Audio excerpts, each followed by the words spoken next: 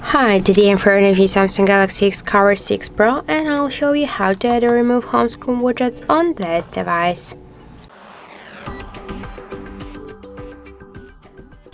So first we should select the screen where we want to add the widget, and after that we should slide with 2 fingers at the same time to the center. Then we'll see here a widgets icon. Just click here on this icon and we can see now all the available applications which widgets we can add. For example, we can see here the calendar application. Here we can see that we get 4 different types of the widgets: the full month view, months and today's day, the schedule, and just only one day. This is the countdown. For example, let's use this widget. Just click here and tap to add to your home screen.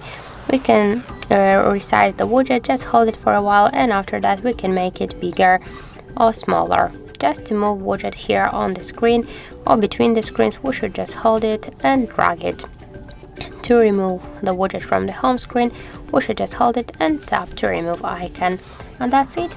So thank you for watching, and if you find this video helpful, don't forget to leave a like, comment, and to subscribe our channel.